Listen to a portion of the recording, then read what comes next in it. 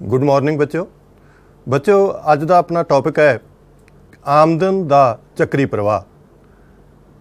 किसी अर्थव्यवस्था दे विच आमदन का प्रवाह किस तरह चलदा बच्चों, जिस तरह साडे शरीर दे विच खून का प्रवाह चलदा, इस तरह ही अर्थव्यवस्था दे विच आमदन का भी चक्री प्रवाह चलदा। आमदन साडी कमाई हुई आमदन दे नाल असीं अपणियां लोड़ींदियां वस्तुआं की खरीद करते हैं, उन्हां दे नाल जिस तो असीं खरीद करते हैं वो उस व्यक्ति की आमदन बन जाती है। तो इस तरह एक आदमी का खर्च दूसरे की आमदन तो अर्थव्यवस्था दे विच बहुत सारे व्यक्ति हुंदे आ, क्योंकि असीं मैक्रो इकनॉमिक्स की गल करते हैं, असीं समष्टि अर्थशास्त्र की गल करते हैं। तो इहदे विच बहुत सारियां जिहड़ियां आर्थिक इकाइयां इहदे विच वख-वख खेत्रां दा एक दूसरे नाल किस तरह संबंध चलदा, कोई व्यक्ति जिहड़े वो अपनी आमदन नूं कित्थे खर्च करदे आ, किवें करदे आ, राष्ट्रीय आमदन दे विच उन्हां दी गणना जिहड़ी ओह किवें कीती जा सकदी आ, इन्हां गल्लां बारे अज आपां अज दे इस पाठ दे विच पढ़ांगे। तो अज दी शुरुआत करदे आ कि आमदन दा चक्री प्रवाह है की है। बच्चों, किसी भी व्यक्ति दी जो काम करदा, कोई किसी भी तरह का काम करदा, चाहे वह ऑफिस दे विच काम करदा होवे, चाहे वह किते जिहड़ा हो फैक्ट्री दे विच काम करदा होवे, चाहे वह अध्यापक होवे, चाहे कोई मजदूर होवे, खेत विच काम करन वाला होवे, चाहे वह किसान होवे, चाहे वह वकील होवे, डॉक्टर होवे, क्योंकि हर व्यक्ति नूं अपना गुजारा चलाउण वास्ते आमदन चाहीदी है। तो वो आमदन जिहड़ी प्राप्त हुंदी आ उसनूं उसने खर्च करना अपनियां लोड़ींदियां वस्तुआं दे उत्ते। तो इस तरह अर्थव्यवस्था दे विच एक प्रवाह, एक जिहड़ा हो चलन उस आमदन दा हो चलदा रहिंदा। एक व्यक्ति का खर्च अगले दूसरे व्यक्ति की वो आमदन बन जाता। तो जिस तरह जे एक उदाहरण जे आपां लै लईए कि एक दफ्तर दे विच काम करन वाला व्यक्ति जिहड़ा जे उहनूं जो तनख्वाह मिलदी आ, तो उस तनख्वाह नूं ओह अपणियां लोड़ींदियां वस्तुआं, अपणियां खाण वालियां वस्तुआं नूं प्राप्त करन वास्ते उहदी जिहड़ा ओह खर्च करदा। तां उस व्यक्ति की जो आमदन सी वो जो अगे वस्तुआं प्रोवाइड करने वाला व्यक्ति है, जो वस्तुआं वेचण वाला है, वो उसकी मुड़ के आमदन बन जाती है। उस पहले व्यक्ति दी आमदन वो खर्च बन जाता, तो अगले व्यक्ति की वो आमदन बन जाती है। इस तरह जो सर्कुलर फ्लो आमदन का अर्थव्यवस्था दे विच वो चलता रहिंदा। उन्हें अपने खाण वालियां वस्तुआं जिनकी खरीद करनी आ, पहनण लई कपड़ियां की खरीद करनी आ, घर दे लई चाहे वो रेंट होवे जां खरीदना होवे, तो इस तरह उन्हें अपनी आमदन नूं जिहड़ा वो खर्च करना, अपने वहीकल दा जिहड़ा पेट्रोल डीजल पवाउण वास्ते उन्हें खर्च करना। तो घर दे जो खर्चे हैगे आ, जिहड़े बिजली दे बिल जिहड़े आ वो पे कीते जांदे आ, ते होर जिहड़े भुगतान कीते जांदे आ। तो इस तरह आमदन एक व्यक्ति की आमदन जिहड़ी आ वो अगे अगे जो खर्च हुंदी जांदी आ, तो अर्थव्यवस्था दे विच एक प्रवाह चलदा रहिंदा। जिहड़ी आमदन उस कोले बच जाती आ, वो उसकी बचत हुंदी आ, वो उसनूं किसी वित्तीय अदारे दे विच वो जमा करवा के अपनी बचत जिहड़ी आ वो बना सकदा। अर्थव्यवस्था दे विच खेतर किहड़े-किहड़े आ? तो सब तो पहला खेतर है घरेलू खेतर। अर्थव्यवस्था दे विच घरेलू खेतर दे विच जिहड़े जिन्ने भी अर्थव्यवस्था दे विच लोक निवास करदे आ, तां उस खेतर दे कोले उत्पादन दे साधन भी उन्हां कोले हुंदे आ। तो उत्पादन के जोड़े चार साधन अगे जाके आप इन्हां दी भी गल करांगे। तो घरेलू खेतर तो दूसरा खेतर है उत्पादक खेतर। घरेलू खेतर वस्तुआं का उपभोग करदा ते उत्पादक खेतर वस्तुआं पैदा करदा, वस्तुआं अते सेवावां का उत्पादन उत्पादक खेतर वालों कीता जांदा। उस तो अगला खेतर है पूंजी खेतर। पूंजी खेतर जो ये दोनों खेतरां दीयां बचतां नूं स्वीकार करदा, अते जे दोनों नूं ही कर्ज की लोड़ हुंदी आ, वित्तीय सहायता की लोड़ हुंदी आ, तो इन्हां दोनों खेतरां नूं हो दिता जांदा। उस तो बाद मुड़ के दूसरा चौथा खेतर जिहड़ा है वो सरकारी खेतर आउंदा। सरकारी खेतर जो ये मतलब कि एक सरकार दीयां जो नीतियां हुंदियां, देश के लोकां नूं सहूलतां देण वास्ते सरकार कुछ खर्च भी करदी आ, अते लोकां नूं सहूलतां भी दित्तियां जांदियां उस खर्च करके। ते बदले दे विच घरेलू खेतर तो, उत्पादक खेतर तो टैक्स के रूप दे विच जिहड़ी आमदन इकट्ठी की जाती है। तो इस तरह सरकारी खेतर भी अपना योगदान अर्थव्यवस्था दे विच पाउंदा। ते उस तो अगला खेतर है विदेशी खेतर, क्योंकि कोई भी अर्थव्यवस्था बंद अर्थव्यवस्था अज दे समय दे विच विकास नहीं कर सकती जिन्ना चिर तक उसका जिहड़ियां दूसरियां ਦੂਸਰੇ ਦੇਸ਼ ਹੈ, ਵਿਦੇਸ਼ੀ ਜਿਹੜੀਆਂ ਅਰਥ ਵਿਵਸਥਾਵਾਂ ਉਹਨਾਂ ਦੇ ਨਾਲ ਜਦੋਂ ਉਹਨਾਂ ਦਾ ਜਦ ਤੱਕ ਸੰਬੰਧ ਨਹੀਂ ਹੁੰਦਾ ਤਾਂ ਵਿਦੇਸ਼ੀ ਖੇਤਰ ਦਾ ਜਿਹੜਾ ਸੰਬੰਧ ਹੈ ਕਿਸੇ ਅਰਥ ਵਿਵਸਥਾ ਦੇ ਨਾਲ ਆਯਾਤ ਤੇ ਨਿਰਯਾਤ ਦੇ ਕਰਕੇ ਪੈਂਦਾ। ਆਯਾਤ ਅਤੇ ਨਿਰਯਾਤ ਵਿਦੇਸ਼ਾਂ ਤੋਂ ਕੀਤਾ ਜਾਂਦਾ। ਜਦੋਂ ਅਸੀਂ ਵਸਤੂਆਂ ਬਾਹਰੋਂ ਮੰਗਵਾਉਂਦੇ ਆ ਤਾਂ ਸਾਡਾ ਇਹ ਆਯਾਤ ਬਣ ਜਾਂਦਾ, ਬਦਲੇ ਵਿੱਚ ਅਸੀਂ ਮੁਦਰਾ ਦੇ ਰੂਪ ਦੇ ਵਿੱਚ ਭੁਗਤਾਨ ਕਰਦੇ ਹਾਂ। ਤੇ ਜੇ ਅਸੀਂ ਵਸਤੂਆਂ ਦਾ ਨਿਰਯਾਤ ਕਰਦੇ ਹਾਂ, ਉਤਪਾਦਕ ਖੇਤਰ ਜੇ ਵਸਤੂਆਂ ਦਾ ਨਿਰਯਾਤ ਕਰਦਾ ਤਾਂ ਇਸ ਦੇ ਨਾਲ ਉਸ ਅਰਥ ਵਿਵਸਥਾ ਨੂੰ ਜਿਸ ਤੋਂ ਨਿਰਯਾਤ ਕੀਤਾ ਜਾ ਰਿਹਾ ਉਸ ਅਰਥ ਵਿਵਸਥਾ ਨੂੰ ਉਸ ਦਾ ਜਿਹੜਾ ਬੈਨੀਫਿਟ ਹੁੰਦਾ, ਉਸ ਨੂੰ ਜਿਹੜਾ ਇੱਕ ਵਿਦੇਸ਼ੀ ਮੁਦਰਾ ਦੇ ਰੂਪ ਦੇ ਵਿੱਚ ਧਨ ਜਿਹੜਾ ਉਹ ਪ੍ਰਾਪਤ ਹੁੰਦਾ। ਤਾਂ ਇਸ ਤਰ੍ਹਾਂ ਅਰਥ ਵਿਵਸਥਾ ਦੇ ਵਿੱਚ ਜਿਹੜਾ ਇੱਕ ਆਮਦਨ ਦਾ ਪ੍ਰਵਾਹ ਚੱਲਦਾ ਰਹਿੰਦਾ। ਇੱਕ ਪਾਸੇ ਖਰਚ, ਦੂਸਰੇ ਪਾਸੇ ਆਮਦਨ, ਇੱਕ ਪਾਸੇ ਵਸਤੂਆਂ ਆ ਰਹੀਆਂ, ਦੂਸਰੇ ਪਾਸੇ ਜਿਹੜੀ ਮੁਦਰਾ ਉਹਦੇ ਬਦਲੇ ਦੇ ਵਿੱਚ ਦਿੱਤੀ ਜਾ ਰਹੀ ਹੈ। ਤਾਂ ਘਰੇਲੂ ਖੇਤਰ ਜਿਹੜਾ ਹੈ ਇਹ ਵਸਤੂਆਂ ਅਤੇ ਸੇਵਾਵਾਂ ਦਾ ਉਪਭੋਗ ਕਰਦਾ ਤੇ ਉਤਪਾਦਨ ਦੇ ਸਾਧਨਾਂ ਦੇ ਉੱਤੇ ਇਸ ਦੀ ਮਲਕੀਅਤ ਆ। ਉਤਪਾਦਨ ਦੇ 4 ਸਾਧਨ ਆ, ਕਿਰਤ ਆ, ਭੂਮੀ, ਪੂੰਜੀ ਅਤੇ ਉਦਮੀ। ਇਹ ਚਾਰੇ ਖੇਤਰ ਘਰੇਲੂ ਖੇਤਰ ਦੀ ਮਲਕੀਅਤ ਦੇ ਵਿੱਚ ਆ, ਉਸ ਦੀ ਮਾਲਕੀ ਦੇ ਵਿੱਚ ਆ। ਤਾਂ ਬਦਲੇ ਦੇ ਵਿੱਚ ਇਸ ਨੂੰ ਕਿਰਤੀਆਂ ਦੇ ਬਦਲੇ ਦੇ ਵਿੱਚ ਕਿਰਤੀਆਂ ਨੂੰ ਮਜ਼ਦੂਰੀ ਮਿਲਦੀ ਆ, ਭੂਮੀ ਦਾ ਲਗਾਨ ਮਿਲਦਾ, ਪੂੰਜੀ ਦੇ ਬਦਲੇ ਵਿਆਜ ਦਿੱਤਾ ਜਾਂਦਾ ਅਤੇ ਉਦਮੀ ਨੂੰ ਲਾਭ ਪ੍ਰਾਪਤ ਹੁੰਦਾ। ਅਗਲਾ ਖੇਤਰ ਹੈ ਉਤਪਾਦਨ ਖੇਤਰ। ਉਤਪਾਦਨ ਖੇਤਰ ਜੋ ਵਸਤੂਆਂ ਦਾ ਉਤਪਾਦਨ ਕਰਦਾ। ਵਸਤੂਆਂ ਦਾ ਉਤਪਾਦਨ ਭਾਵ ਵਸਤੂਆਂ ਜਿਹੜੀਆਂ ਉਹਨਾਂ ਦੇ ਵਸਤੂਆਂ ਦੇ ਮੁੱਲ ਦੇ ਵਿੱਚ ਵਾਧਾ ਕਰਦਾ, ਤਾਂ ਇਹ ਉਤਪਾਦਨ ਖੇਤਰ ਆ।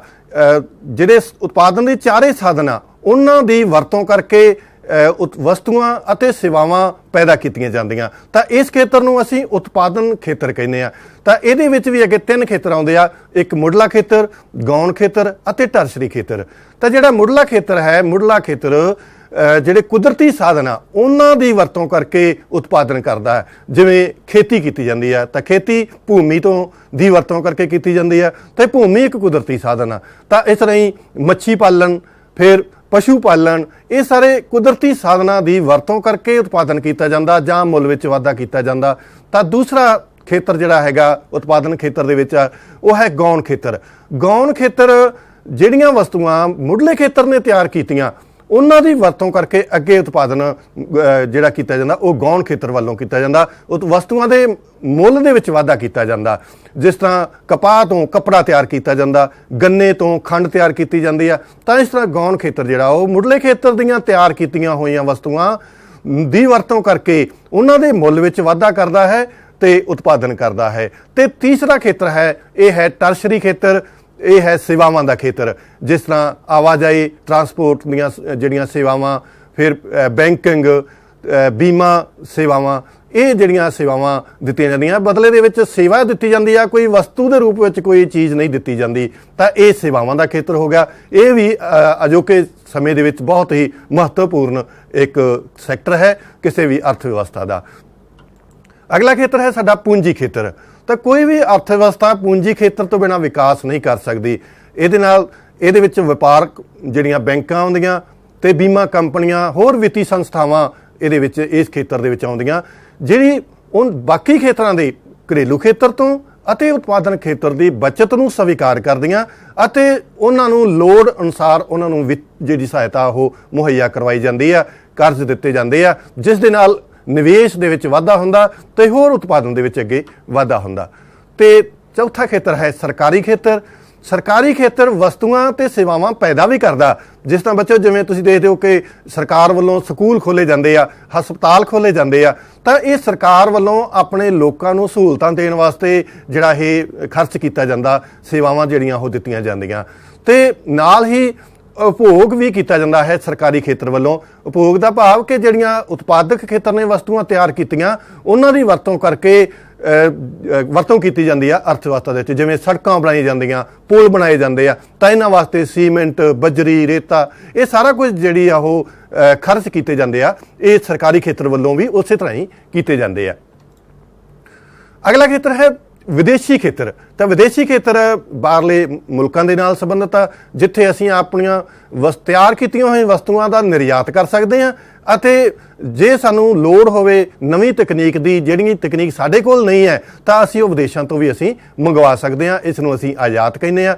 ਤਾਂ ਕਿਸੇ ਦੇਸ਼ ਨੇ ਜੇ ਵਿਕਾਸ ਕਰਨਾ ਹੋਵੇ ਤਾਂ ਉਸ ਦੇ ਨਿਰਯਾਤ ਜ਼ਿਆਦਾ ਹੋਣੇ ਚਾਹੀਦੇ ਆ ਤੇ ਆਯਾਤ ਘੱਟ ਹੋਣੇ ਚਾਹੀਦੇ ਆ। ਜੇ ਸਾਡੇ ਆਯਾਤ ਜ਼ਿਆਦਾ ਹੋਣਗੇ ਤੇ ਸਾਡੀ ਇਨਕਮ ਜਿਹੜੀ ਆ ਉਸ ਦਾ ਫਲੋ ਬਾਹਰ ਵਾਲੇ ਪਾਸੇ ਨੂੰ ਹੋਏਗਾ, ਤਾਂ ਇਹਦੇ ਨਾਲ ਅਰਥ ਵਿਵਸਥਾ ਜਿਹੜੀ ਆ ਉਹ ਘੱਟ ਵਿਕਾਸ ਕਰੇਗੀ। ਤੇ ਜੇ ਅਸੀਂ ਜ਼ਿਆਦਾ ਨਿਰਯਾਤ ਕਰਦੇ ਹਾਂ, ਵਸਤੂਆਂ ਨੂੰ ਐਕਸਪੋਰਟ ਕਰਦੇ ਹਾਂ, ਬਾਹਰ ਭੇਜਦੇ ਹਾਂ, ਤਾਂ ਇਹਦੇ ਨਾਲ ਸਾਨੂੰ ਵਿਦੇਸ਼ੀ ਮੁਦਰਾ ਦਾ ਭੰਡਾਰ ਜਿਹੜਾ ਉਹ ਪ੍ਰਾਪਤ ਹੁੰਦਾ, ਜਿਸ ਨੂੰ ਅਸੀਂ ਆਪਣੇ ਵਿਕਾਸ ਦੇ ਲਈ ਹੀ ਵਰਤੋਂ ਕਰ ਸਕਦੇ ਹਾਂ। ਤਾਂ ਇਹ ਖੇਤਰ ਜਿਹੜੇ ਆ, ਘਰੇਲੂ ਖੇਤਰ, ਉਤਪਾਦਨ ਖੇਤਰ, ਪੂੰਜੀ ਖੇਤਰ, ਸਰਕਾਰੀ ਖੇਤਰ ਅਤੇ ਵਿਦੇਸ਼ੀ ਖੇਤਰ, ਇਹ ਸਾਰੇ ਖੇਤਰ ਇੱਕ ਦੂਸਰੇ ਨਾਲ ਸੰਬੰਧਿਤ ਨੇ। ਇੱਕ ਦੀ ਆਮਦਨ ਦੂਸਰੇ ਦੀ ਖਰਚਾ ਬਣਦੀ ਜਾਂਦੀ ਆ, ਤਾਂ ਇਸ ਤਰ੍ਹਾਂ ਇੱਕ ਫਲੋ ਜਿਹੜਾ ਉਹ ਚੱਲਦਾ ਰਹਿੰਦਾ। ਤਾਂ ਇਸ ਦਾ ਅਰਥ ਕੀ ਹੈ ਕਿ ਭਿੰਨ-ਭਿੰਨ ਖੇਤਰਾਂ ਦੇ ਵਿੱਚ ਵਸਤੂਆਂ ਅਤੇ ਸੇਵਾਵਾਂ ਦਾ ਜਿਹੜਾ ਮੁਦਰਾ ਦਾ ਪ੍ਰਵਾਹ ਸੇਵਾਵਾਂ ਅਤੇ ਮੁਦਰਾ ਦਾ ਪ੍ਰਵਾਹ ਉਹਨਾਂ ਦਾ ਆਪਸ ਵਿੱਚ ਚੱਲਦਾ ਰਹਿੰਦਾ। ਇੱਕ ਪਾਸਿਓਂ ਵਸਤੂਆਂ ਤੇ ਸੇਵਾਵਾਂ ਆ ਰਹੀਆਂ ਤੇ ਬਦਲੇ ਦੇ ਵਿੱਚ ਮੁਦਰਾ ਜਾ ਰਹੀ ਆ, ਤਾਂ ਇਸ ਤਰ੍ਹਾਂ ਇੱਕ ਪ੍ਰਵਾਹ ਚੱਲਦਾ ਰਹਿੰਦਾ। ਇਹਦੇ ਨਾਲ ਸਾਨੂੰ ਵੱਖ-ਵੱਖ ਖੇਤਰਾਂ ਦੀ ਆਤਮ ਨਿਰਭਰਤਾ ਦਾ ਵੀ ਪਤਾ ਲੱਗਦਾ ਕਿ ਜਿਹੜਾ ਘਰੇਲੂ ਖੇਤਰ ਆ ਉਹ ਉਤਪਾਦਕ ਖੇਤਰ ਦੇ ਉੱਤੇ ਕਿਸ ਤਰ੍ਹਾਂ ਨਿਰਭਰ ਕਰਦਾ, ਤੇ ਜਿਹੜਾ ਉਤਪਾਦਕ ਖੇਤਰ ਆ ਉਹ ਘਰੇਲੂ ਖੇਤਰ ਤੇ ਕਿਵੇਂ ਨਿਰਭਰ ਕਰਦਾ, ਉਹ ਵਿੱਤੀ ਖੇਤਰ ਤੇ ਕਿਵੇਂ ਨਿਰਭਰ ਕਰਦਾ, ਸਰਕਾਰੀ ਖੇਤਰ ਇਹਨਾਂ ਖੇਤਰਾਂ ਦੇ ਉੱਤੇ ਕਿਵੇਂ ਨਿਰਭਰ ਕਰਦਾ, ਵਿਦੇਸ਼ੀ ਖੇਤਰ ਜਿਹੜਾ ਉਹ ਕਿਵੇਂ ਨਿਰਭਰ ਕਰਦਾ। ਇਸ ਤਰ੍ਹਾਂ ਸਾਨੂੰ ਇਸ ਆਮਦਨ ਦੇ ਚੱਕਰੀ ਪ੍ਰਵਾਹ ਤੋਂ ਸਾਨੂੰ ਇਹ ਪਤਾ ਲੱਗਦਾ। ਤਾਂ ਘਰੇਲੂ ਖੇਤਰ ਜੋ ਜਿਸ ਤਰ੍ਹਾਂ ਤੁਸੀਂ ਤਸਵੀਰ ਵਿੱਚ ਦੇਖ ਰਹੇ ਹੋ, ਘਰੇਲੂ ਖੇਤਰ ਵਸਤੂਆਂ ਦੇ ਉੱਤੇ ਖਰਚ ਕਰਦਾ, ਤਾਂ ਉਹ ਖਰਚ ਦਾ ਜੋ ਪੈਸਾ ਹੈ, ਜੋ ਮੁਦਰਾ ਹੈ, ਉਹ ਉਤਪਾਦਕ ਖੇਤਰ ਫਰਮਾਂ ਦੇ ਕੋਲ ਜਾਂਦੀ ਹੈ। ਤਾਂ ਫਰਮਾਂ ਵੱਲੋਂ ਜੋ ਵਸਤੂਆਂ ਉਤਪਾਦਨ ਕੀਤੀਆਂ ਜਾਂਦੀਆਂ ਉਹ ਹੇਠਾਂ ਤੁਸੀਂ ਦੇਖ ਰਹੇ ਹੋ ਗੁਡਸ ਐਂਡ ਸਰਵਿਸਿਜ਼, ਇਹ ਘਰੇਲੂ ਖੇਤਰ ਵੱਲ ਨੂੰ ਜਾ ਰਹੀਆਂ। ਦੂਸਰੇ ਪਾਸੇ ਘਰੇਲੂ ਖੇਤਰ ਦੇ ਕੋਲੇ ਉਤਪਾਦਨ ਦੇ ਸਾਧਨ ਤੇ ਉਹ ਸਾਧਨ ਜਿਹੜੇ ਆ ਆਪਣੀਆਂ ਸੇਵਾਵਾਂ ਦੇਣ ਲਈ ਉਤਪਾਦਕ ਖੇਤਰ ਕੋਲ ਜਾ ਰਹੇ ਆ, ਤੇ ਬਦਲੇ ਦੇ ਵਿੱਚ ਉਹਨਾਂ ਸਾਧਨਾਂ ਨੂੰ ਮਜ਼ਦੂਰੀ, ਤਨਖਾਹਾਂ ਜਾਂ ਭੂਮੀ ਦਾ ਲਗਾਨ ਇਹ ਘਰੇਲੂ ਖੇਤਰ ਕੋਲੇ ਆ ਰਿਹਾ, ਕਿਉਂਕਿ ਚਾਰੇ ਉਤਪਾਦਨ ਦੇ ਸਾਧਨ ਜਿਹੜੇ ਆ ਉਹ ਘਰੇਲੂ ਖੇਤਰ ਕੋਲੇ ਆ। ਤਾਂ ਇਸ ਤਰ੍ਹਾਂ ਇੱਕ ਪਾਸੇ ਸੇਵਾਵਾਂ ਦਾ ਪ੍ਰਵਾਹ ਜਾ ਰਿਹਾ ਤੇ ਦੂਸਰੇ ਪਾਸੇ ਮੁਦਰਾ ਦਾ ਪ੍ਰਵਾਹ ਜਾ ਰਿਹਾ। ਪੂਰੀ ਅਰਥ ਵਿਵਸਥਾ ਦੇ ਵਿੱਚ ਇਸ ਤਰ੍ਹਾਂ ਦਾ ਪ੍ਰਵਾਹ ਜਿਹੜਾ ਉਹ ਚੱਲਦਾ ਰਹਿੰਦਾ। ਇਹ ਪ੍ਰਵਾਹ ਜਿਹੜਾ ਦੋ ਤਰ੍ਹਾਂ ਦਾ ਹੁੰਦਾ, ਇੱਕ ਵਾਸਤਵਿਕ, ਇੱਕ ਅਸਲ ਪ੍ਰਵਾਹ। ਵਾਸਤਵਿਕ ਜਿਹੜਾ ਵਸਤੂਆਂ ਦੇ ਰੂਪ ਵਿੱਚ, ਸੇਵਾਵਾਂ ਦੇ ਰੂਪ ਦੇ ਵਿੱਚ ਜਾ ਰਿਹਾ, ਇਸ ਨੂੰ ਅਸੀਂ ਵਾਸਤਵਿਕ ਪ੍ਰਵਾਹ ਕਹਿੰਦੇ ਆ ਜਾਂ ਅਸਲ ਪ੍ਰਵਾਹ ਕਹਿੰਦੇ ਆ। ਦੂਸਰੀ ਕਿਸਮ ਦਾ ਜਿਹੜਾ ਪ੍ਰਵਾਹ ਹੈ ਮੌਦਰਿਕ, ਜੋ ਮੁਦਰਾ ਦੇ ਰੂਪ ਦੇ ਵਿੱਚ, ਧਨ ਦੌਲਤ ਦੇ ਰੂਪ ਦੇ ਵਿੱਚ ਜਾ ਰਿਹਾ। ਜਿਸ ਤਰ੍ਹਾਂ ਹਾਊਸ ਹੋਲਡ ਖੇਤਰ ਤੋਂ ਜਿਹੜੀਆਂ ਜੋ ਖਰਚੇ ਵਸਤੂਆਂ ਜੋ ਖਰੀਦੀਆਂ ਖਰਚ ਲਈ, ਉਹਦਾ ਹੀ ਜੋ ਭੁਗਤਾਨ ਦੇ ਰੂਪ ਦੇ ਵਿੱਚ ਜਾ ਰਿਹਾ, ਇਹ ਮੌਦਰਿਕ ਪ੍ਰਵਾਹ ਹੈ। ਤਾਂ ਵਾਸਤਵਿਕ ਜਾਂ ਅਸਲ ਪ੍ਰਵਾਹ ਸੇਵਾਵਾਂ ਅਤੇ ਵਸਤੂਆਂ ਦੇ ਰੂਪ ਵਿੱਚ, ਅਤੇ ਮੌਦਰਿਕ ਪ੍ਰਵਾਹ ਸਿਰਫ ਮੁਦਰਾ ਦੇ ਰੂਪ ਦੇ ਵਿੱਚ ਜਾਂਦਾ।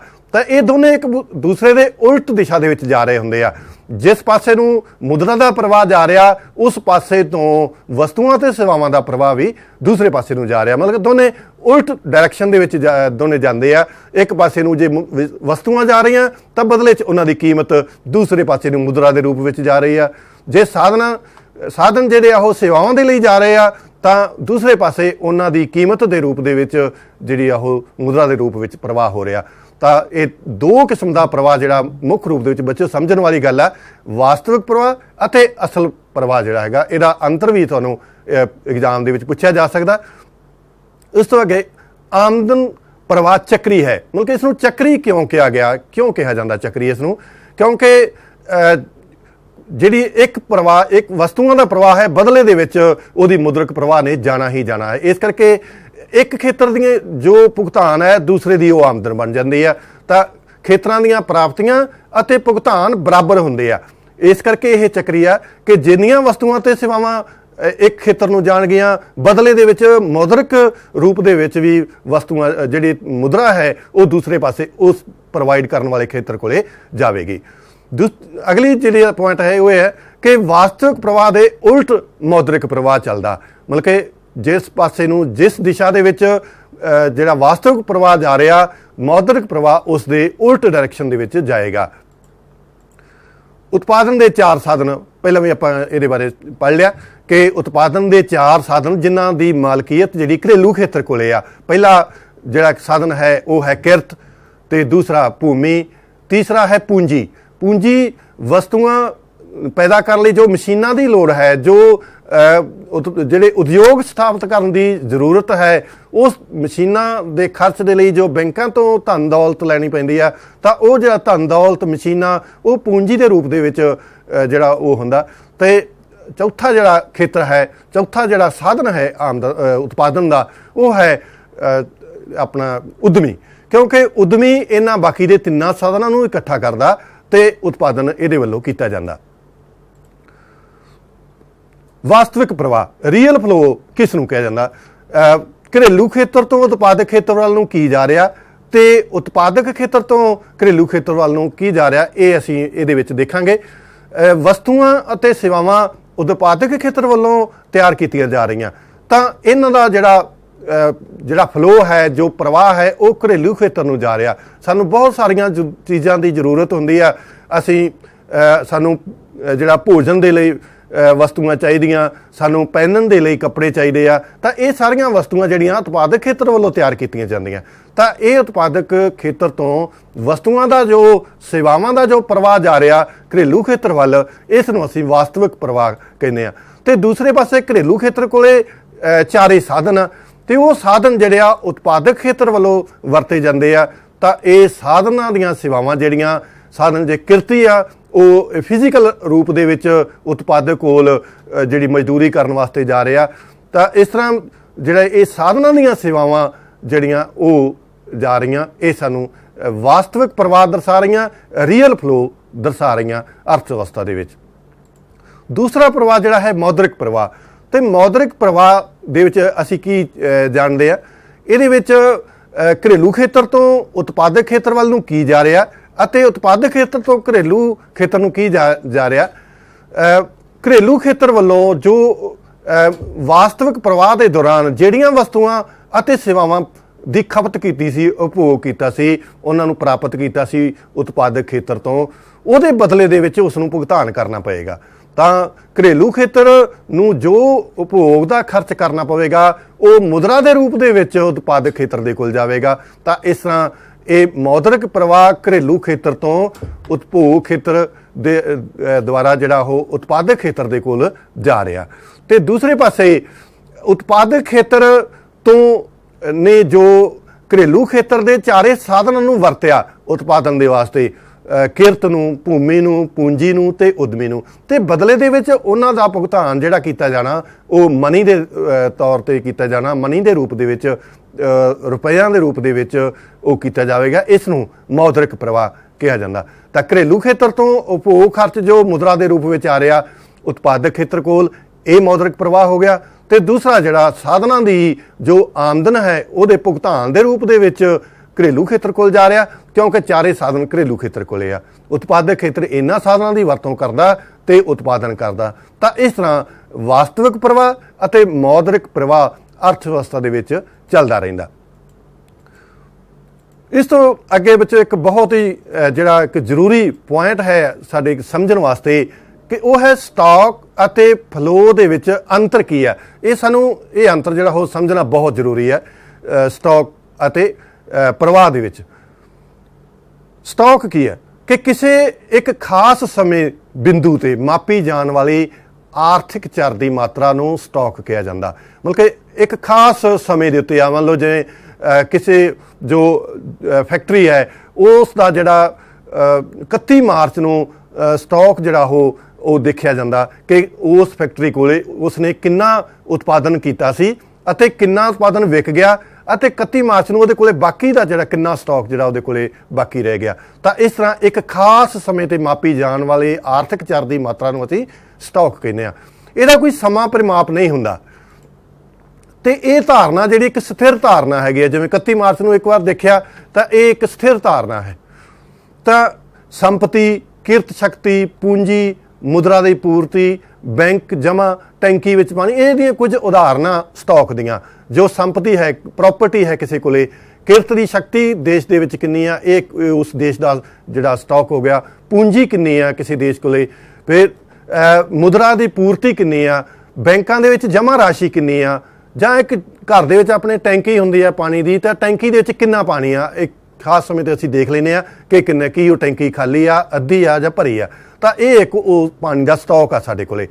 ਤੇ ਉਸੇ ਤਰ੍ਹਾਂ ਹੀ ਅਸੀਂ ਜੇ ਦੂਰੀ ਦੇ ਤੌਰ ਤੇ ਵੀ ਜੇ ਦੇਖਣਾ ਹੋਵੇ ਕਿ ਚੰਡੀਗੜ੍ਹ ਦੀ ਮੁਕਤਸਰ ਤੋਂ ਜਿਹੜੀ ਕਿੰਨੀ ਦੂਰੀ ਹੈਗੀ ਹੈ, ਚੰਡੀਗੜ੍ਹ ਮੁਕਤਸਰ ਤੋਂ ਦੂਰੀ ਕਿੰਨੀ ਹੈਗੀ ਆ, ਇਹ ਵੀ ਇੱਕ ਸਟਾਕ ਦੇ ਤੌਰ ਤੇ ਆ, ਇੱਕ ਸਥਿਰ ਧਾਰਨਾ ਹੈ ਇਹ। ਤੇ ਇਹ ਦੂਰੀ ਜਿਹੜੀ ਉਹ ਵੱਧਦੀ ਘਟਦੀ ਨਹੀਂ, ਉਨੀ ਹੀ ਰਹੇਗੀ। ਤਾਂ ਇਸ ਤਰ੍ਹਾਂ ਇਹ ਸਟਾਕ ਨੂੰ ਸਮਝਣ ਵਾਸਤੇ ਇਸ ਨੂੰ ਵੀ ਜਾਣਿਆ ਜਾ ਸਕਦਾ। ਦੂਸਰੇ ਪਾਸੇ ਸਾਡੇ ਕੋਲੇ ਹੈ ਫਲੋ, ਪ੍ਰਵਾਹ, ਕਿ ਮੁਦਰਾ ਜਿਹੜਾ ਦੇਸ਼ ਦੇ ਵਿੱਚ ਆਮਦਨ ਦੇ ਪ੍ਰਵਾਹ ਦੇ ਤੌਰ ਤੇ ਅਸੀਂ ਆਪਾਂ ਵਾਰ-ਵਾਰ ਗੱਲ ਕਹਿੰਦੇ ਆ। ਤੇ ਪ੍ਰਵਾਹ ਹੈ ਕੀ ਹੈ? ਸਮੇਂ ਦੀ ਅਵਧੀ ਦੀ ਪ੍ਰਤੀ ਇਕਾਈ ਉੱਤੇ ਮਾਪੀ ਜਾਣ ਵਾਲੀ ਇੱਕ ਮਾਤਰਾ ਹੈ। ਤੇ ਇੱਕ ਸਮੇਂ ਮਤਲਬ ਕਿ ਇੱਕ ਮਹੀਨੇ ਦੇ ਵਿੱਚ ਕਿੰਨੀ ਆ, ਕਿ ਕਿਸੇ ਦੀ ਆਮਦਨ ਆਪਾਂ ਦੇਖਦੇ ਕਿ ਪ੍ਰਤੀ ਮਹੀਨਾ ਆਮਦਨ ਕਿੰਨੀ, ਜਾਂ ਇੱਕ ਮਜ਼ਦੂਰ ਦੀ ਇੱਕ ਦਿਹਾੜੀ ਦੀ ਜਿਹੜੀ ਮਜ਼ਦੂਰੀ ਕਿੰਨੀ ਹੈਗੀ ਆ, ਜਾਂ ਵਿਆਜ ਕਿੰਨੇ ਆ, ਕਿ ਵਿਆਜ ਕਿਸ ਦਰ ਨਾਲ ਲੱਗ ਰਿਹਾ, ਪ੍ਰਤੀ ਮਹੀਨਾ ਕਿੰਨਾ ਵਿਆਜ ਲੱਗ ਰਿਹਾ। ਤਾਂ ਇਸ ਤਰ੍ਹਾਂ ਜਿਹੜੀ ਆ ਇੱਕ ਉਦਮੀ ਦਾ ਲਾਭ ਪ੍ਰਤੀ ਮਹੀਨਾ ਕਿੰਨਾ ਹੋ ਰਿਹਾ।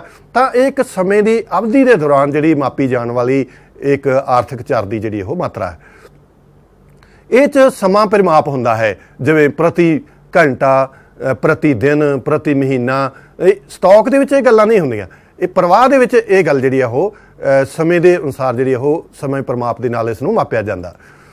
ਫਿਰ ਇਹ ਇੱਕ ਗਤੀਸ਼ੀਲ ਧਾਰਨਾ, ਸਟਾਕ ਨੂੰ ਅਸੀਂ ਦੇਖਿਆ ਸੀ ਉਹ ਸਥਿਰ ਧਾਰਨਾ ਸੀ, ਇਹ ਇੱਕ ਗਤੀਸ਼ੀਲ ਧਾਰਨਾ ਹੈ। ਇਸ ਦੀਆਂ ਉਦਾਹਰਨਾਂ ਕਿ ਪ੍ਰਤੀ ਮਹੀਨਾ ਆਮਦਨ ਕਿਸੇ ਵਿਅਕਤੀ ਦੀ ਆਪਾਂ ਦੇਖਦੇ ਹਾਂ ਕਿ ਇਹ ਪ੍ਰਵਾਹ ਦੇ ਵਿੱਚ ਆਉਂਦੀ ਆ, ਕਿ ਹਰ ਮਹੀਨੇ ਉਸ ਨੂੰ ਕਿੰਨੀ ਆਮਦਨ ਆ ਰਹੀ ਆ, ਉਹ ਹਰ ਮਹੀਨੇ ਉਸ ਦਾ ਪ੍ਰਵਾਹ ਚੱਲ ਰਿਹਾ। ਪੂੰਜੀ ਤੇ ਵਿਆਜ ਕਿੰਨਾ ਲੱਗ ਰਿਹਾ, ਟੂਟੀ ਵਿੱਚੋਂ ਚੱਲਦਾ ਹੋਇਆ ਪਾਣੀ। ਤਾਂ ਇਹ ਜਿਹੜੀ ਇਹਦੀਆਂ ਉਦਾਹਰਨਾਂ ਹੈਗੀਆਂ। ਇਸ ਤਰ੍ਹਾਂ ਕਿ ਚੱਲਦੀ ਹੋਈ ਕਾਰ ਦੀ ਅਸੀਂ ਰਫ਼ਤਾਰ ਜੇ ਦੇਖੀਏ ਤਾਂ ਉਹ ਪ੍ਰਵਾਹ ਦੇ ਵਿੱਚ ਆਏਗੀ। ਤੇ ਮੋਗੇ ਤੋਂ ਲੁਧਿਆਣਾ ਜਾ ਰਹੀ ਕਾਰ ਦੀ ਰਫ਼ਤਾਰ ਕਿੰਨੀ ਆ, ਕਿ ਉਹ 60 ਦੀ ਸਪੀਡ ਤੇ ਜਾ ਰਹੀ ਆ ਜਾਂ 70 ਕਿਲੋਮੀਟਰ ਪਰ ਆਵਰ ਦੀ ਸਪੀਡ ਨਾਲ ਜਾ ਰਹੀ ਆ। ਇਹ ਉਹ ਪ੍ਰਵਾਹ ਦੇ ਵਿੱਚ ਅਸੀਂ ਇਸ ਨੂੰ ਜਾਣ ਸਕਦੇ ਹਾਂ। ਅਗਲੇ ਬੱਚੇ ਹੈਗੇ ਆ ਕਿ ਸਾਡੇ ਕੋਲੇ ਵੱਖ-ਵੱਖ ਖੇਤਰ ਆ ਜਿਨ੍ਹਾਂ ਦੀ ਸਹਾਇਤਾ ਦੇ ਨਾਲ ਅਸੀਂ ਪ੍ਰਵਾਹ ਨੂੰ ਸਮਝ ਸਕਦੇ ਹਾਂ। ਪਹਿਲਾਂ ਅਸੀਂ 2 ਖੇਤਰੀ ਮਾਡਲ ਦੇ ਨਾਲ ਜਿਹੜਾ ਆਮਦਨ ਦੇ ਪ੍ਰਵਾਹ ਨੂੰ ਸਮਝਾਂਗੇ, ਫਿਰ 3 ਖੇਤਰੀ ਮਾਡਲ ਦੇ ਨਾਲ ਸਮਝਾਂਗੇ, ਫਿਰ 4 ਖੇਤਰਾਂ ਨੂੰ ਸ਼ਾਮਲ ਕਰਾਂਗੇ, ਤੇ ਫਿਰ ਅਸੀਂ 5 ਖੇਤਰਾਂ ਨੂੰ ਸ਼ਾਮਲ ਕਰਾਂਗੇ। 2 ਖੇਤਰ ਦੇ ਵਿੱਚ ਸਿਰਫ ਘਰੇਲੂ ਖੇਤਰ ਅਤੇ ਉਤਪਾਦਕ ਖੇਤਰ ਹੈਗੇ। ਇਹਨਾਂ ਦੇ ਵਿੱਚ ਆਪਸ ਵਿੱਚ ਕਿਸ ਤਰ੍ਹਾਂ ਜਿਹੜੀਆਂ ਵਾਸਤਵਿਕ ਪ੍ਰਵਾਹ ਅਤੇ ਮੌਦਰਿਕ ਪ੍ਰਵਾਹ ਜਿਹੜਾ ਉਹ ਚੱਲ ਰਿਹਾ। ਘਰੇਲੂ ਖੇਤਰ ਕੋਲੇ ਮੈਂ ਦੱਸਿਆ ਸੀ ਕਿ ਜਿਹੜੇ ਉਤਪਾਦਨ ਦੇ ਸਾਧਨ ਆ, ਤਾਂ ਉਤਪਾਦਨ ਦੇ ਸਾਧਨਾਂ ਦੀਆਂ ਸੇਵਾਵਾਂ ਉਤਪਾਦਕ ਖੇਤਰ ਵਾਲੇ ਪਾਸੇ ਨੂੰ ਜਾ ਰਿਹਾ। ਇਸ ਨੂੰ ਅਸੀਂ ਵਾਸਤਵਿਕ ਰੀਅਲ ਫਲੋ ਵੀ ਕਵਾਂਗੇ। ਤਾਂ ਇਹ ਰੀਅਲ ਫਲੋ ਜਿਹੜਾ ਵਾਸਤਵਿਕ ਪ੍ਰਵਾਹ ਇਹ ਜਾ ਰਿਹਾ ਉਤਪਾਦਕ ਖੇਤਰ ਵਾਲੇ ਪਾਸੇ ਨੂੰ। ਤਾਂ ਬਦਲੇ ਦੇ ਵਿੱਚ ਉਹਨਾਂ ਨੂੰ ਕੀ ਦਿੱਤਾ ਜਾ ਰਿਹਾ? ਉਤਪਾਦਕ ਖੇਤਰ ਵੱਲੋਂ ਘਰੇਲੂ ਖੇਤਰ ਨੂੰ ਸਾਧਨਾਂ ਦਾ ਭੁਗਤਾਨ ਮੁਦਰਾ ਦੇ ਰੂਪ ਦੇ ਵਿੱਚ ਕੀਤਾ ਜਾ ਰਿਹਾ। ਤਾਂ ਇਹ ਮੋਨਟਰੀ ਫਲੋ ਹੋ ਗਿਆ, ਇਹ ਮੌਦਰਿਕ ਪ੍ਰਵਾਹ ਹੋ ਗਿਆ। ਤਾਂ ਇੱਕ ਪ੍ਰਵਾਹ ਜਿਹੜਾ ਹੈ ਇੱਕ ਪਾਸਿਓਂ ਵਾਸਤਵਿਕ ਪ੍ਰਵਾਹ ਚੱਲਿਆ ਤੇ ਦੂਸਰੇ ਪਾਸੇ ਉਸ ਦੇ ਉਲਟ ਦਿਸ਼ਾ ਦੇ ਵਿੱਚ ਜਿਹੜਾ ਮੌਦਰਿਕ ਪ੍ਰਵਾਹ, ਵਾਸਤਵਿਕ ਦੇ ਉਲਟੀ ਡਾਇਰੈਕਸ਼ਨ ਦੇ ਵਿੱਚ ਮੌਦਰਿਕ ਪ੍ਰਵਾਹ ਉਹ ਚੱਲ ਰਿਹਾ। ਇਸੇ ਤਰ੍ਹਾਂ ਵਸਤੂਆਂ ਅਤੇ ਸੇਵਾਵਾਂ ਜੋ ਉਤਪਾਦਕ ਖੇਤਰ ਨੇ ਪੈਦਾ ਕੀਤੀਆਂ ਤਾਂ ਉਹ ਘਰੇਲੂ ਖੇਤਰ ਦੀ ਵਰਤੋਂ ਦੇ ਲਈ ਜਾ ਰਹੀਆਂ। ਤਾਂ ਇਹ ਵਸਤੂਆਂ ਅਤੇ ਸੇਵਾਵਾਂ ਦਾ ਪ੍ਰਵਾਹ ਵਾਸਤਵਿਕ ਪ੍ਰਵਾਹ ਹੈ, ਰੀਅਲ ਫਲੋ ਹੈ। ਤਾਂ ਇਹ ਉਤਪਾਦਕ ਖੇਤਰ ਤੋਂ ਵਸਤੂਆਂ ਦੇ ਰੂਪ ਦੇ ਵਿੱਚ, ਫਿਜ਼ੀਕਲ ਰੂਪ ਦੇ ਵਿੱਚ ਇਹ ਵਸਤੂਆਂ ਘਰੇਲੂ ਖੇਤਰ ਕੋਲ ਜਾ ਰਹੀਆਂ ਉਪਭੋਗ ਵਾਸਤੇ। ਬਦਲੇ ਦੇ ਵਿੱਚ ਘਰੇਲੂ ਖੇਤਰ ਉਤਪਾਦਕ ਖੇਤਰ ਨੂੰ ਉਹਨਾਂ ਦਾ ਭੁਗਤਾਨ ਕਰੇਗਾ ਉਪਭੋਗ ਖਰਚ ਦੇ ਰੂਪ ਦੇ ਵਿੱਚ। ਤਾਂ ਇਹ ਮੋਨਟਰੀ ਫਲੋ ਹੋ ਗਿਆ। ਤਾਂ ਇਸ ਤਰ੍ਹਾਂ ਅਸੀਂ ਇਹ ਜਿਹੜਾ 2 ਖੇਤਰੀ ਮਾਡਲ ਦੇ ਵਿੱਚ ਅਸੀਂ ਇਹ ਗੱਲ ਸਮਝੀ ਆ ਕਿ ਘਰੇਲੂ ਖੇਤਰ ਉਤਪਾਦਕ ਖੇਤਰ ਨੂੰ ਕੀ ਦੇ ਰਿਹਾ ਅਤੇ ਉਤਪਾਦਕ ਖੇਤਰ ਘਰੇਲੂ ਖੇਤਰ ਨੂੰ ਕਿਹੜੀਆਂ ਸੇਵਾਵਾਂ ਦੇ ਰਿਹਾ। ਤਾਂ ਇਸ ਤਰ੍ਹਾਂ ਜਿਹੜਾ ਵਾਸਤਵਿਕ ਪ੍ਰਵਾਹ ਅਤੇ ਮੌਦਰਿਕ ਪ੍ਰਵਾਹ ਦਾ ਸਾਨੂੰ ਇਹ ਤੋਂ ਪਤਾ ਲੱਗਦਾ। ਬਾਕੀ ਦੇ ਜਿਹੜੇ ਖੇਤਰ ਆਉਣਗੇ ਉਹਨਾਂ 'ਚ ਬੇਸਿਕ ਇਹ ਗੱਲਾਂ ਜਿਹੜੀਆਂ ਇਹੀ ਹੋਣਗੀਆਂ। ਬੱਚੋ ਇਹਨੂੰ ਤੁਸੀਂ ਪਹਿਲਾਂ ਬਣਾ ਕੇ ਵੀ ਰੱਖ ਸਕਦੇ ਹੋ, ਕਿਉਂਕਿ ਬਾਕੀ ਦੀਆਂ ਤਾਂ ਇਹਦੇ 'ਚ ਐਡ ਹੋਈ ਜਾਣੀਆਂ। ਉਸ ਤੋਂ ਬਾਅਦ ਜੇ ਤੁਸੀਂ ਇਹ ਸਮਝੋਗੇ ਕਿ ਉਸ ਨੂੰ ਉਹ ਕੰਪਲੀਕੇਟਡ ਹੋ ਰਿਹਾ ਤਾਂ ਇਹਦੇ ਨਾਲ ਹੀ ਐਡ ਹੋਣੀਆਂ। ਜਿਹੜੇ ਬਾਕੀ ਦੇ ਖੇਤਰ ਹੈਗੇ ਆ ਉਹ ਇਹਨਾਂ ਖੇਤਰਾਂ ਦੇ ਨਾਲ ਹੀ ਚੱਲਣਗੇ। ਤੇ ਹੁਣ ਆਪਾਂ ਅਗਲੇ ਖੇਤਰ ਤੇ ਗੱਲ ਕਰਾਂਗੇ 3 ਖੇਤਰੀ ਮਾਡਲ ਦੇ ਵਿੱਚ। ਪਹਿਲਾਂ ਅਸੀਂ 2 ਖੇਤਰੀ ਮਾਡਲ ਦੀਆਂ ਕੁਝ ਮਾਨਤਾਵਾਂ ਵੀ ਆ, ਉਹ ਉਹਨਾਂ ਦੇ ਬਾਰੇ ਗੱਲ ਕਰਦੇ ਆ ਕਿ ਇਹਦੇ 'ਚ ਪਰਿਵਾਰ ਖੇਤਰ ਸਾਰੀ ਆਮਦਨ ਜੋ ਸਾਧਨ ਆਮਦਨ ਦੇ ਰੂਪ ਵਿੱਚ ਪ੍ਰਾਪਤ ਕਰਦਾ ਉਹ ਭੋਗ ਖਰਚ ਦੇ ਖਰਚ ਕਰ ਦਿੰਦਾ। ਮਤਲਬ ਕੋਈ ਬੱਚਤ ਨਹੀਂ ਕੀਤੀ ਜਾਂਦੀ। ਪਹਿਲੀ ਮਾਨਤਾ ਜਿਹੜੀ ਆ ਉਹ ਇਹ ਆ, ਇਹ ਜਿਹੜਾ ਫਲੋ ਆ ਉਹ ਤਾਂ ਹੀ ਚੱਲ ਸਕਦਾ, ਇਹ ਪ੍ਰਵਾਹ ਜਿਹੜਾ ਉਹ ਦੋਨੇ ਪਾਸੇ ਤੋਂ ਮੁਦਰਾ ਆਮਦਨ ਦਾ ਪ੍ਰਵਾਹ ਜਿਹੜਾ ਤਾਂ ਹੀ ਚੱਲ ਸਕਦਾ ਜੇ ਦੋਨੇ ਖੇਤਰਾਂ ਤੋਂ ਵਾਸਤਵਿਕ ਪ੍ਰਵਾਹ ਦੇ ਬਰਾਬਰ ਜਿਹੜਾ ਉਹ ਮੌਦਰਿਕ ਪ੍ਰਵਾਹ ਜਿਹੜਾ ਉਹ ਚੱਲਣਾ ਚਾਹੀਦਾ। ਤਾਂ ਪਰਿਵਾਰ ਖੇਤਰ ਆਪਣੀ ਸਾਰੀ ਦੀ ਸਾਰੀ ਆਮਦਨ ਜਿਹੜੀ ਉਹਨੂੰ 4 ਸਾਧਨਾਂ ਤੋਂ ਪ੍ਰਾਪਤ ਹੋਈ ਆ ਉਹ ਸਾਰੀ ਦੀ ਸਾਰੀ ਉਪਭੋਗ ਖਰਚ ਤੇ ਖਰਚ ਕਰ ਦਿੰਦਾ, ਕੋਈ ਬਚਤ ਨਹੀਂ ਕਰਦਾ। ਉਤਪਾਦਨ ਖੇਤਰ ਵੀ ਕੋਈ ਬਚਤ ਨਹੀਂ ਕਰਦਾ, ਉਹ ਵੀ ਆਪਣੀ ਸਾਰੀ ਜਿਹੜੀ ਆਮਦਨ ਹੈਗੀ ਆ ਉਹ ਸਾਧਨਾਂ ਦੇ ਉੱਤੇ ਖਰਚ ਕਰ ਦਿੰਦਾ। ਇਹਦੇ ਵਿੱਚ ਆਪਾਂ ਜੋ 2 ਖੇਤਰੀ ਮਾਡਲ ਦੀ ਗੱਲ ਕੀਤੀ ਆ ਤਾਂ ਇਹਦੇ ਵਿੱਚ ਅਸੀਂ ਸਰਕਾਰ ਨੂੰ ਸ਼ਾਮਲ ਨਹੀਂ ਕੀਤਾ, ਸਰਕਾਰੀ ਖੇਤਰ ਨੂੰ ਸ਼ਾਮਲ ਨਹੀਂ ਕੀਤਾ। ਉਸ ਤੋਂ ਅੱਗੇ ਆ ਕਿ ਅਰਥ ਵਿਵਸਥਾ ਦੇ ਵਿੱਚ ਅਸੀਂ ਵਿਦੇਸ਼ੀ ਖੇਤਰ ਨੂੰ ਵੀ ਸ਼ਾਮਲ ਨਹੀਂ ਕੀਤਾ, ਕਿਉਂਕਿ 2 ਖੇਤਰੀ ਮਾਡਲ ਦੀ ਅਸੀਂ ਗੱਲ ਕਰਦੇ ਹਾਂ ਤਾਂ ਇਹਦੇ ਵਿੱਚ ਬੰਦ ਅਰਥ ਵਿਵਸਥਾ ਹੈ, ਕੋਈ ਆਯਾਤ ਤੇ ਕੋਈ ਨਿਰਯਾਤ ਜਿਹੜਾ ਉਹ ਬਾਕੀ ਮੁਲਕਾਂ ਦੇ ਨਾਲ ਨਹੀਂ ਕੀਤਾ ਜਾ ਰਿਹਾ। ਤਾਂ ਹੁਣ ਅਸੀਂ ਗੱਲ ਕਰਦੇ ਹਾਂ 3 ਖੇਤਰੀ ਮਾਡਲ ਦੀ। ਤਾਂ ਪਹਿਲੀ ਮੈਂ ਦੱਸਿਆ ਸੀ ਤੁਹਾਨੂੰ ਕਿ ਜਿਹੜਾ 2 ਖੇਤਰੀਆਂ ਵਾਲੀ ਜਿਹੜੀ ਇਹਦੀ ਪ੍ਰਵਾਹ ਜਿਹੜਾ ਹੈਗਾ 2 ਖੇਤਰਾਂ ਵਾਲਾ ਉਹ ਸੇਮ ਹੈਗਾ। ਇੱਕ ਪਾਸੇ ਤੋਂ ਸਾਧਨ ਸੇਵਾਵਾਂ ਜਾ ਰਹੀਆਂ ਵਾਸਤਵਿਕ ਪ੍ਰਵਾਹ ਦੇ ਰੂਪ ਦੇ ਵਿੱਚ ਤੇ ਉਹਨਾਂ ਦੇ ਬਦਲੇ ਦੇ ਵਿੱਚ ਸਾਧਨਾਂ ਦਾ ਭੁਗਤਾਨ ਜਾ ਰਿਹਾ ਮੌਦਰਿਕ ਰੂਪ ਦੇ ਵਿੱਚ। ਉਤਪਾਦਕ ਖੇਤਰ ਤੋਂ ਵਸਤੂਆਂ ਦਾ ਤੇ ਸੇਵਾਵਾਂ ਦਾ ਭੁਗਤਾਨ ਜਿਹੜਾ ਉਹ ਜਾ ਰਿਹਾ, ਫਲੋ ਹੋ ਰਿਹਾ ਘਰੇਲੂ ਖੇਤਰ ਵਾਲੇ ਪਾਸੇ ਨੂੰ ਜਾ ਰਿਹਾ ਤੇ ਬਦਲੇ ਦੇ ਵਿੱਚ ਘਰੇਲੂ ਖੇਤਰ ਵੱਲੋਂ ਉਸ ਦਾ ਜਿਹੜਾ ਭੁਗਤਾਨ ਕੀਤਾ ਜਾ ਰਿਹਾ ਉਪਭੋਗ ਖਰਚ ਦੇ ਰੂਪ ਦੇ ਵਿੱਚ ਇਹ ਮੁਦਰਾ ਮੌਦਰਿਕ ਪ੍ਰਵਾਹ ਹੋ ਗਿਆ। ਤਾਂ ਇੱਕ ਪਾਸੇ ਵਾਸਤਵਿਕ ਪ੍ਰਵਾਹ ਜਾ ਰਿਹਾ, ਦੂਸਰੇ ਪਾਸੇ ਮੌਦਰਿਕ ਪ੍ਰਵਾਹ ਜਾ ਰਿਹਾ, ਦੋਨੇ ਇੱਕ ਦੂਸਰੇ ਤੋਂ ਉਲਟ ਡਾਇਰੈਕਸ਼ਨ ਦੇ ਵਿੱਚ ਜਾ ਰਹੇ ਆ। ਜੋ ਬਾਹਰ ਵਾਲੇ ਐਰੋਜ਼ ਹੈਗੇ ਆ ਇਹ ਵਾਸਤਵਿਕ ਪ੍ਰਵਾਹ ਨੂੰ ਦਰਸਾ ਰਹੇ ਆ ਤੇ ਅੰਦਰ ਵਾਲੇ ਜੋ ਘੇਰਾ ਹੈਗਾ ਉਹ ਘੇਰੇ ਦੇ ਅੰਦਰ ਜਿਹੜੇ ਹੈਗੇ ਆ ਇਹ ਮੁਦਰਾ ਦੇ ਪ੍ਰਵਾਹ ਨੂੰ ਦਰਸਾ ਰਹੇ ਆ। ਹੁਣ ਅਸੀਂ ਇਹਦੇ ਵਿੱਚ ਤੀਸਰਾ ਖੇਤਰ ਜਿਹੜਾ ਉਹ ਸ਼ਾਮਲ ਕਰ ਲਿਆ। ਤੀਸਰਾ ਖੇਤਰ ਜਿਹੜਾ ਬੈਂਕਿੰਗ ਖੇਤਰ ਹੈਗਾ, ਇਹ ਘਰੇਲੂ ਖੇਤਰ ਅਤੇ ਉਤਪਾਦਕ ਖੇਤਰ ਬੈਂਕਾਂ ਤੇ ਕਿਵੇਂ ਨਿਰਭਰ ਕਰਦਾ ਹੈ। ਇਹ ਬੱਚੋ ਤੁਸੀਂ ਇਹ ਗੱਲ ਤੁਸੀਂ ਵੀ ਜਾਣਦੇ ਹੋ ਕਿ ਤੁਸੀਂ ਜਿਵੇਂ ਬੈਂਕ ਅਕਾਊਂਟ ਜਿਹੜੇ ਖਿਲਾਉਂਦੇ ਹੋ ਉਹਦੇ ਨਾਲ ਕੀ ਹੁੰਦਾ ਕਿ ਅਸੀਂ ਆਪਣੀ ਬਚਤ ਜਿਹੜੀ ਆ ਉਹਦੇ ਵਿੱਚ ਜਮ੍ਹਾਂ ਕਰ ਸਕਦੇ ਆ। ਤਾਂ ਇਸ ਤਰ੍ਹਾਂ ਜਿਹੜਾ ਘਰੇਲੂ ਖੇਤਰ ਹੈ ਉਹ ਆਪਣੀ ਵਾਧੂ ਆਮਦਨ ਨੂੰ ਇਹਦੇ ਵਿੱਚ ਜੋ ਉਹਦੇ ਕੋਲ ਆਪਣੇ ਉਪਭੋਗ ਖਰਚ ਤੋਂ ਪੈਸੇ ਜੋ ਬਚਦੇ ਆ ਉਹ ਉਹਨਾਂ ਨੂੰ ਉਹ ਬੈਂਕਾਂ ਦੇ ਵਿੱਚ ਜਮ੍ਹਾਂ ਕਰਦੇ ਆ। ਇਸ ਤਰ੍ਹਾਂ ਹੀ ਉਤਪਾਦਕ ਖੇਤਰ ਕੋਲੇ ਵੀ ਜੋ ਧਨ ਬਚ ਜਾਂਦਾ ਉਹ ਬੈਂਕ ਖੇਤਰ ਕੋਲੇ ਵਿੱਤੀ ਸੰਸਥਾਵਾਂ ਦੇ ਕੋਲੇ ਬੈਂਕਾਂ ਦੇ ਵਿੱਚ ਆਪਣੇ ਉਸ ਨੂੰ ਜਮ੍ਹਾਂ ਕਰਵਾ ਦਿੰਦੇ ਆ। ਬਦਲੇ ਦੇ ਵਿੱਚ ਜੇ ਉਤਪਾਦਕ ਖੇਤਰ ਨੂੰ ਉਧਾਰ ਲੈਣ ਦੀ ਲੋੜ ਹੋਵੇ, ਕਰਜ਼ ਲੈਣ ਦੀ ਲੋੜ ਹੋਵੇ, ਆਪਣਾ ਜਿਹੜਾ ਉਤਪਾਦਨ ਆ ਉਸ ਨੂੰ ਹੋਰ ਅੱਗੇ ਵਧਾਉਣ ਦੀ ਲੋੜ ਹੋਵੇ ਤਾਂ ਉਹਦੇ ਵਾਸਤੇ ਉਹਨਾਂ ਨੂੰ ਉਧਾਰ ਵੀ ਜਿਹੜਾ ਉਹ ਬੈਂਕਿੰਗ ਖੇਤਰ ਤੋਂ ਮਿਲਦਾ। ਅਗਲਾ ਜਿਹੜਾ ਮਾਡਲ ਹੈ ਬੱਚੋ 4 ਖੇਤਰੀ ਮਾਡਲ ਹੈ। ਤਾਂ 4 ਖੇਤਰੀ ਮਾਡਲ ਦੇ ਵਿੱਚ ਜਿਹੜਾ ਬਾਕੀ ਜਿਹੜੀਆਂ 3 ਖੇਤਰ ਵਾਲੀਆਂ ਉਹੀ ਗੱਲਾਂ ਹੈਗੀਆਂ ਜੋ ਅਸੀਂ ਪਹਿਲਾਂ ਕਰ ਲਈਆਂ। ਇਹਦੇ 'ਚ ਪਹਿਲਾਂ 2 ਖੇਤਰੀ ਮਾਡਲ ਤੇ ਫਿਰ 3 ਖੇਤਰੀ ਮਾਡਲ ਬੈਂਕਾਂ ਤੱਕ ਆਪਾਂ ਨੇ ਪੜ੍ਹ ਲਿਆ। ਇਹਦੇ 'ਚ ਜਿਹੜਾ ਘਰੇਲੂ ਖੇਤਰ ਆ ਉਹ ਬਚਤ ਜਿਹੜੀ ਆਪਣੀ ਬੈਂਕ ਵਿੱਚ ਜਮ੍ਹਾਂ ਕਰਵਾ ਰਿਹਾ ਤੇ ਜਿਹੜਾ ਉਤਪਾਦਕ ਖੇਤਰ ਆ ਉਹ ਆਪਣੀ ਜਿਹੜੀ ਇਹਦੇ ਵਿੱਚ ਉਧਾਰ ਲੈ ਰਿਹਾ ਤੇ ਆਪਣੀਆਂ ਬਚਤਾਂ ਜਿਹੜੀਆਂ ਜਮ੍ਹਾਂ ਕਰਵਾਉਂਦਾ। ਤਾਂ ਇਹਦੇ 'ਚ ਚੌਥਾ ਖੇਤਰ ਜਿਹੜਾ ਕਿਹੜਾ ਸ਼ਾਮਲ ਹੋ ਗਿਆ, ਹੁਣ ਸਰਕਾਰੀ ਖੇਤਰ ਇਹਦੇ 'ਚ ਆਪਾਂ ਸ਼ਾਮਲ ਕਰਦੇ ਹਾਂ। 4 ਖੇਤਰੀ ਮਾਡਲ ਦੇ ਵਿੱਚ ਬੱਚੋ ਤੁਹਾਨੂੰ ਪ੍ਰੀਖਿਆ ਦੇ ਵਿੱਚ ਵੀ ਇਹਨਾਂ 'ਚੋਂ ਵੱਖਰੇ ਵੱਖਰੇ ਤੌਰ 'ਤੇ ਪੁੱਛਿਆ ਜਾ ਸਕਦਾ। ਜਦੋਂ ਜੇ ਤੁਹਾਨੂੰ 3 ਖੇਤਰੀ ਮਾਡਲ ਬਾਰੇ ਪੁੱਛਿਆ ਜਾਂਦਾ ਤਾਂ ਇਸ ਤੋਂ ਪਹਿਲਾਂ ਜਿਹੜਾ ਆਪਾਂ ਨੇ 3 ਖੇਤਰੀ ਮਾਡਲ ਕੀਤਾ ਉਸ ਨੂੰ ਤੁਸੀਂ ਦਰਸਾਉਣਾ। ਤਾਂ ਜੇ 4 ਖੇਤਰੀ ਮਾਡਲ ਦੀ ਗੱਲ ਤੁਹਾਨੂੰ ਪੁੱਛੀ ਜਾਂਦੀ ਆ, ਕੁਐਸਚਨ ਪੁੱਛਿਆ ਜਾਂਦਾ ਤਾਂ ਫਿਰ ਤੁਸੀਂ 4 ਖੇਤਰੀ ਮਾਡਲ ਦੇ ਵਿੱਚ ਇਸ ਸਰਕਾਰ ਨੂੰ ਸ਼ਾਮਲ ਕਰਨਾ। ਸਰਕਾਰ ਇਸ ਫਲੋ ਦੇ ਵਿੱਚ ਕਿਸ ਤਰ੍ਹਾਂ ਯੋਗਦਾਨ ਪਾ ਰਹੀ ਆ। ਸਰਕਾਰ ਟੈਕਸ ਲਾਉਂਦੀ ਆ ਆਪਣੀ ਜਨਤਾ ਤੋਂ, ਆਪਣੇ ਲੋਕਾਂ ਤੋਂ। ਆਪਣੀ ਆਮਦਨ ਜਿਹੜੀ ਆ ਉਹ ਸਰਕਾਰ ਨੇ ਬਣਾਉਣ ਵਾਸਤੇ ਸਰਕਾਰ ਨੂੰ ਟੈਕਸ ਲਾਉਣੇ ਪੈਂਦੇ ਆ, ਜਿਹੜੀਆਂ ਸਹੂਲਤਾਂ ਦਿੱਤੀਆਂ ਜਾਂਦੀਆਂ। ਬਦਲੇ ਦੇ ਵਿੱਚ ਸਰਕਾਰ ਹਸਤਾਂਤਰਨ ਭੁਗਤਾਨ ਕਰਦੀ ਆ। ਬੱਚੋ ਹਸਤਾਂਤਰਨ ਭੁਗਤਾਨ ਉਹ ਹੁੰਦੇ ਆ ਜਿਹਦੇ ਵਿੱਚ ਜਿਹੜਾ ਦੋ ਪਾਸੜ ਫਲੋ ਨਹੀਂ ਹੁੰਦਾ, ਵਾਸਤਵਿਕ ਅਤੇ ਮੋਨਟਰੀ ਫਲੋ ਨਹੀਂ ਹੁੰਦਾ। ਇਹਦੇ ਵਿੱਚ ਕੱਲਾ ਜਿਹੜਾ ਉਹ ਮੋਨਟਰੀ ਜਿਹੜਾ ਮੌਦਰਿਕ ਭੁਗਤਾਨ ਇੱਕ ਪਾਸੇ ਚੱਲਦਾ।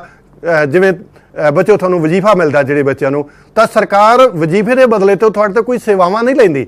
ਤਾਂ ਇਸ ਤਰ੍ਹਾਂ ਇਹ ਹਸਤਾਂਤਰਨ ਭੁਗਤਾਨ ਆ, ਇਹ ਇੱਕ ਪਾਸੜ ਭੁਗਤਾਨ ਆ। ਇਹਦੇ ਵਿੱਚ ਬਦਲੇ ਦੇ ਵਿੱਚ ਕੋਈ ਵਸਤੂ ਜਿਹੜੀ ਉਹ ਨਹੀਂ ਦਿੱਤੀ ਜਾਂਦੀ। ਜੇ ਅਸੀਂ ਕਿਤੇ ਦਾਨ ਦਿੰਦੇ ਆ ਤਾਂ ਅਸੀਂ ਦਾਨ ਦੇ ਰੂਪ ਵਿੱਚ ਦਿੱਤਾ, ਬਦਲੇ 'ਚ ਅਸੀਂ ਕੋਈ ਵਸਤੂ ਪ੍ਰਾਪਤ ਨਹੀਂ ਕਰਦੇ। ਤਾਂ ਇਸ ਤਰ੍ਹਾਂ ਇਸ ਨੂੰ ਹਸਤਾਂਤਰਨ ਭੁਗਤਾਨ ਜਿਹੜਾ ਸਰਕਾਰ ਵੱਲੋਂ ਵਜ਼ੀਫਾ ਦਿੱਤਾ ਜਾਂਦਾ, ਬੁਢਾਪਾ ਪੈਨਸ਼ਨ ਦਿੱਤੀ ਜਾਂਦੀ ਆ ਤੇ ਬੇਰੁਜ਼ਗਾਰੀ ਭੱਤਾ ਦਿੱਤਾ ਜਾਂਦਾ, ਇਹ ਜਿਹੜੀਆਂ ਭੁਗਤਾਨ ਕੀਤੇ ਜਾਂਦੇ ਆ ਬਦਲੇ ਦੇ ਵਿੱਚ ਕੋਈ ਸੇਵਾ ਜਿਹੜੀ ਉਹ ਨਹੀਂ ਲਈ ਜਾਂਦੀ। ਇਸ ਕਰਕੇ ਇਸ ਨੂੰ ਹਸਤਾਂਤਰਨ ਭੁਗਤਾਨ ਜਿਹੜਾ ਉਹ ਕਿਹਾ ਜਾਂਦਾ। ਤਾਂ ਦੂਸਰੇ ਪਾਸੇ ਸਰਕਾਰੀ ਖੇਤਰ ਉਤਪਾਦਕ ਖੇਤਰ ਤੋਂ ਵੀ ਕੁਝ ਪ੍ਰਾਪਤ ਕਰਦਾ। ਉਤਪਾਦਕ ਖੇਤਰ ਤੇ ਵੀ ਟੈਕਸ ਲਾਏ ਜਾਂਦੇ ਆ। ਜਿਹੜੇ ਉਹਨਾਂ ਤੇ ਪ੍ਰੋਡਕਸ਼ਨ ਟੈਕਸ ਲਾਏ ਜਾਂਦੇ ਆ, ਜਿਹੜੀਆਂ ਵਸਤੂਆਂ ਤਿਆਰ ਹੁੰਦੀਆਂ ਉਹਨਾਂ ਦੇ ਉੱਤੇ ਟੈਕਸ ਲਾਏ ਜਾਂਦੇ ਆ, ਇਨਡਾਇਰੈਕਟ ਟੈਕਸ ਹੁੰਦੇ ਆ ਉਹ। ਤਾਂ ਉਹ ਤੁਸੀਂ ਕੋਈ ਚੀਜ਼ ਖਰੀਦਦੇ ਹੋ ਜਦੋਂ, ਤਾਂ ਉਹਦੇ ਉੱਤੇ ਲਿਖਿਆ ਹੋਇਆ ਕਿ ਇਹਦੇ ਵਿੱਚ ਟੈਕਸ ਜਿਹੜੇ ਆ ਉਹ ਸ਼ਾਮਲ ਹਨ, ਤਾਂ ਉਹ ਸਰਕਾਰ ਨੇ ਟੈਕਸ ਲਾਏ ਹੁੰਦੇ ਆ। ਉਤਪਾਦਕ ਖੇਤਰ ਚਾਹੇ ਉਹਨਾਂ ਨੂੰ ਅੱਗੇ ਜਿਹੜਾ ਉਹ ਸ਼ਿਫਟ ਕਰ ਦਿੰਦਾ, ਇਹ ਇਨਡਾਇਰੈਕਟ ਟੈਕਸ ਹੁੰਦੇ ਆ। ਇਹ ਆਪਾਂ ਅਗਲੇ ਟੈਕਸ ਵਾਲੇ ਚੈਪਟਰ ਦੇ ਵਿੱਚ ਵੀ ਪੜ੍ਹਾਂਗੇ। ਤਾਂ ਇਸ ਤਰ੍ਹਾਂ ਬਦਲੇ ਦੇ ਵਿੱਚ ਸਰਕਾਰ ਜਿਹੜੀ ਆ ਉਹ ਖਰਚ ਕਰਦੀ ਆ, ਸਰਕਾਰੀ ਖਰਚ ਜੋ ਕੀਤਾ ਜਾਂਦਾ ਸਰਕਾਰ ਵੱਲੋਂ, ਸੜਕਾਂ ਬਣਾਏ ਜਾਂਦੀਆਂ, ਪੁਲ ਬਣਾਏ ਜਾਂਦੇ, ਤਾਂ ਉਹਨਾਂ ਦਾ ਜਿਹੜਾ ਭੁਗਤਾਨ ਹੈ ਉਤਪਾਦਕ ਖੇਤਰ ਵਾਲੇ ਪਾਸੇ ਨੂੰ ਜਾਂਦਾ। ਇੱਧਰੋਂ ਵਸਤੂਆਂ ਲਈਆਂ ਜਾਂਦੀਆਂ ਉਤਪਾਦਕ ਖੇਤਰ ਤੋਂ, ਤੇ ਬਦਲੇ ਦੇ ਵਿੱਚ ਉਹਨਾਂ ਨੂੰ ਭੁਗਤਾਨ ਕੀਤਾ ਜਾਂਦਾ। ਤਾਂ ਇਹ ਵੀ ਜਿਹੜਾ ਮੌਦਰਿਕ ਪ੍ਰਵਾਹ ਤੇ ਵਾਸਤਵਿਕ ਪ੍ਰਵਾਹ ਜਿਹੜਾ ਸਰਕਾਰ ਵੱਲੋਂ ਵੀ ਚੱਲਦਾ ਰਹਿੰਦਾ। ਸਰਕਾਰ ਕੋਲੇ ਵੀ ਕੋਈ ਬਚਤ ਹੋ ਸਕਦੀ ਆ, ਤਾਂ ਉਹ ਬਚਤਾਂ ਜਿਹੜੀਆਂ ਬੈਂਕ ਵਿੱਚ ਜਮ੍ਹਾਂ ਕਰਵਾਈਆਂ ਜਾ ਸਕਦੀਆਂ, ਤੇ ਸਰਕਾਰ ਨੂੰ ਵੀ ਕਰਜ਼ੇ ਲੈਣ ਦੀ ਲੋੜ ਪੈ ਸਕਦੀ ਆ, ਉਧਾਰ ਲੈਣ ਦੀ ਲੋੜ ਪੈ ਸਕਦੀ ਆ। ਸਰਕਾਰ ਬੈਂਕਾਂ ਕੋਲੋਂ ਉਧਾਰ ਲੈਂਦੀ ਆ। ਤਾਂ ਇਸ ਤਰ੍ਹਾਂ ਦਾ ਇਹ 4 ਖੇਤਰੀ ਮਾਡਲ ਜਿਹੜਾ ਉਹ ਇਹਦੇ ਵਿੱਚ ਅਸੀਂ ਜੋ ਪੜ੍ਹਿਆ ਕਿ ਉਤਪਾਦਕ ਖੇਤਰ, ਘਰੇਲੂ ਖੇਤਰ, ਉਤਪਾਦਕ ਖੇਤਰ, ਜਿਹੜਾ ਵਿੱਤੀ ਸੰਸਥਾਵਾਂ, ਤੇ ਦੂਸਰਾ ਹੈਗਾ ਜਿਹੜਾ ਚੌਥਾ ਨੰਬਰ ਜਿਹੜਾ ਆਉਂਦਾ ਉਹ ਸਰਕਾਰੀ ਖੇਤਰ ਦਾ ਆਉਂਦਾ। ਇਸ ਤੋਂ ਹੁਣ ਅਸੀਂ ਅੱਗੇ ਪੜ੍ਹਾਂਗੇ ਜਿਹੜਾ ਪੰਜਵਾਂ ਖੇਤਰ। ਹੁਣ 4 ਖੇਤਰ ਤੱਕ ਅਸੀਂ ਪੜ੍ਹ ਚੁੱਕੇ ਹਾਂ। ਬੈਂਕਿੰਗ ਖੇਤਰ ਵੀ ਪੜ੍ਹ ਲਿਆ, ਘਰੇਲੂ ਖੇਤਰ ਵੀ ਪੜ੍ਹ ਲਿਆ, ਸਰਕਾਰੀ ਖੇਤਰ ਵੀ ਪੜ੍ਹ ਲਿਆ, ਤੇ ਉਤਪਾਦਕ ਖੇਤਰ ਬਾਰੇ ਵੀ ਆਪਾਂ ਨੇ ਸਮਝ ਲਿਆ ਕਿ ਇਹ ਆਪਸ ਵਿੱਚ ਕਿਸ ਤਰ੍ਹਾਂ ਇੱਕ ਦੂਸਰੇ ਨਾਲ ਜਿਹੜਾ ਵਸਤੂਆਂ ਪ੍ਰਾਪਤ ਕਰਦੇ ਆ ਤੇ ਬਦਲੇ ਦੇ ਵਿੱਚ ਮੁਦਰਾ ਦਾ ਭੁਗਤਾਨ ਕਰਦੇ ਆ।